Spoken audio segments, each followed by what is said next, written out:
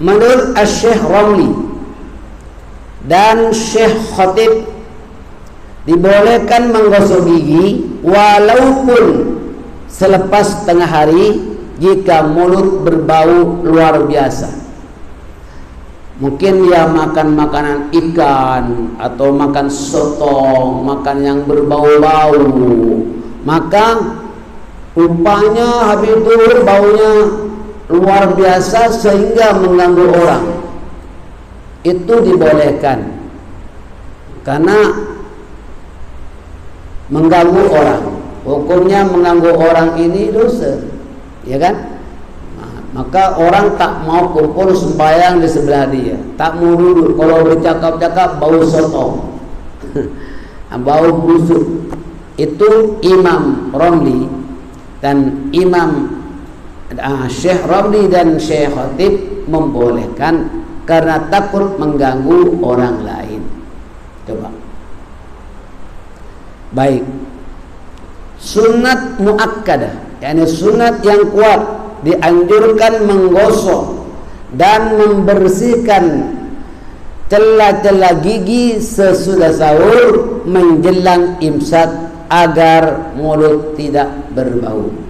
Sebetulnya puasa itu bermula daripada subuh. Azan subuh start, maka 10 menit sebelum subuh ada imsak. Imsak itu apa? Imsak maknanya menahan diri daripada makan minum dan membersihkan mulut, berkumur-kumur, berus gigi dan sebagainya. Baik.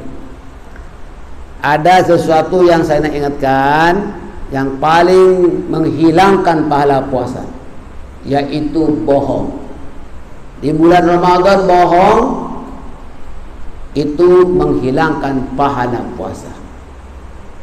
Puasanya sah tapi pahalanya hangus.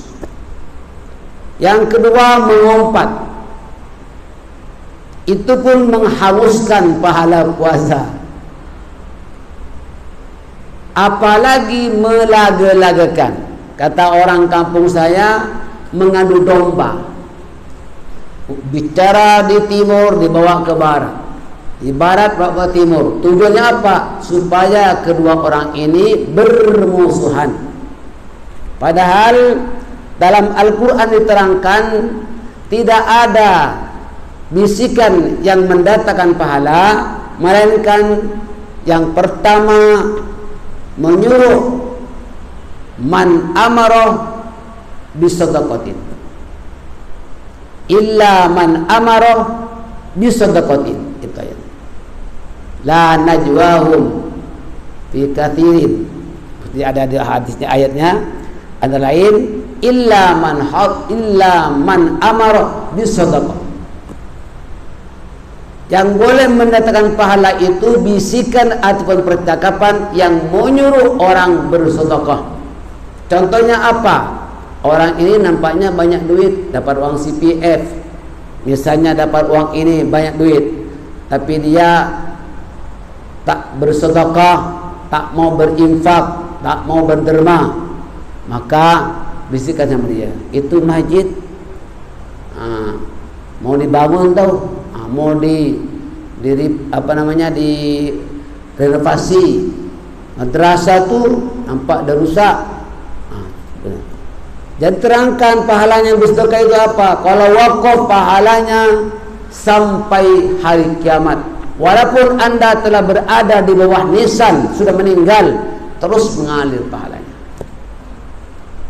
Terangkan, oh gitu. Nanti kalau awak nazar, padahal kamu banyak harta, tak mau wakaf, tak mau bersedekah, tak mau berderma, kamu akan merasa kesal karena kehausan dan lapar. Orang tak pernah bersedekah. Bracket bakhil, kadekut. Yang paling teruk kalau seperti tangkai jering. Atau apa itu orang Singapura punya istilah itu. Ya. Masuk mau, keluar tak mau. Itu ya. Susah nak keluar duit. Kita paham? Itu. Jadi ada pahala. Yang kedua, dalam ayat itu diterangkan Au bima'rufin. Au ma'rufin maknanya menyuruh kebaikan, dapat pahala. Mengajak belajar, mengajak solat, mengajak yang baik-baiklah, dapat pahala. Dan terakhir, orang yang mendamaikan dua orang yang sedang bersengketa. Ya. Mendamaikan orang yang sedang bersengketa itu dapat pahala. Jangan seperti tadi, dipanas-panaskan hati orang, diapi-apikan, si fulan itu cakap begini, supaya orang terus bermusuhan. Jadi adik-beradiknya sendiri sudah tak mau tegur, hari raya tak mau ziarah. Kenapa? Ada orang ketiga yang suka mengadu domba. Bisa paham? Ya, walaupun tak puasa memang dilarang. Ini bukan hanya untuk puasa saja. Jangan sekali-kali mengadu domba ataupun melage-lagekan. Bisa paham? Baik. Ini bukan hanya orang berpuasa, tak puasa pun, sebab ini perintah Al-Quran bukan hanya untuk puasa, di luar puasa, di bulan Syawal terus, Muharram sebagainya, itu jaga. Jangan sampai suka melanggar. Jangan memfitnah. Ini pula, memfitnah itu termasuk dalam Quran juga. Al-fitnatu asyaddu minal qatl. Fitnah itu lebih kejam, lebih dahsyat daripada pembunuhan. Coba, jangan main-main. Lidah ini walaupun kecil, tapi jangan digunakan sembarangan. Setiap perkataan yang baik maupun yang buruk dicatat oleh dua malaikat. Malaikat siapa?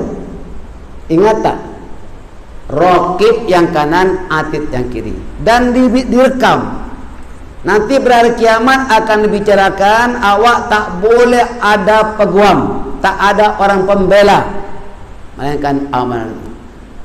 Kaki yang menyaksikan. Al-yawma nakhtimu ala afwahihim wa tukallimuna aydihim wa tashhadu arjuluhum bima kanu yaksibun. Surah apa? Yasin. Semua dah hafal kan? Ayat berapa? Ayatnya lupa Ustaz. Banyak orang tahu Yasin tapi ayatnya banyak lupa. Itu maknanya apa? Al-yawma nakhtimu ala afwahim. Pada hari ini, yakni hari kiamat, dalam pembicaraan itu, mulut kalian dikunci, ditutup. Wa tukallimuna aydihim. Tangan mereka itu bercakap. Tak semua benda yang ada mulut itu tak bercakap. Tak ada mulut Ustaz, mana jari-jari kita ada mulut, mana cara? Kan sekarang kita dah tahu Allah Ta'ala telah berikan kepada yang manusia bikin barang-barang yang canggih. Handphone mana ada mulut? Bicara juga, ya kan? Itu, kamera itu. Nanti hasilnya dia bercakap. Coba, maknanya tak semua yang ada mulut itu bercakap. Tak ada mulut itu bercakap. Seperti wa tukallimuna aydihim, tangan mereka itu akan mulut mereka itu dikunci. Wa tukallimuna aydihim, dan tangan mereka itu bercakap-cakap pada hari kiamat. Wa tashhadu arjuluhum bima kanu yaksibun. Allahu akbar. Dan kaki kamu itu akan menjadi saksi apa yang kamu buat. Kita tak boleh bohong, tak boleh mengira-ngira, cari peguam, tak ada peguam, cari pembela, tak ada pembela. Badan kamu sendiri itu akan bercakap-cakap, akan menyaksikan, akan menuturkan pada hari kiamat. Main-main. Nah, itu sebabnya. Saudara-saudara sekalian, sebagai gerak lanjut berkenaan dosanya, pahala puasa hilang karena tadi apa? Mengumpat, memfitnah, apa lagi? marah berlebihan, marah saja. Namanya orang lapar. Orang lapar ini bisa marah, Bu, ya. Maka itulah bulan Ramadan dinamakan Syahrus Sabr. Syahrus Sabr maknanya bulan yang harus kita banyak bersabar. Yalah, kau nak ikutkan tengok rumah ini, tengok istri, tengok anak-anak, macam menyakitkan hati. Dia baru balik lapar, di kantor, di pejabat ataupun di office dimarahin oleh pemimpinnya. Tengah jalan hujan lebat, jam, ya, kadang-kadang kepanasan, haus, sampai di rumah ada sesuatu yang tak kena. Macam nak marah, kepada istri mau marah. Kamu bergantung dengan telefon ya, bual-bual saja ya. Kepada anak pula, main TV terus. Marah yang biasa-biasa, niat menegur, mengingatkan harus, ya. Tapi marah yang berlebihan, yang tak kena pada tempat, ya, itu menghilangkan pahala puasa. Itu dia. Marah berlebihan, apalagi dan lain sebagainya. Sesuatu yang melihat yang diharamkan oleh Allah juga sama. Itu rangkaian daripada makruh dan boleh menghilangkan pahala puasa. Itulah yang Nabi katakan, kam min shaimin laisa lahu min siyamihi illa al-ju' wal 'atash. Banyak orang yang berpuasa tapi tinggal lapar dan haus, ya, lapar.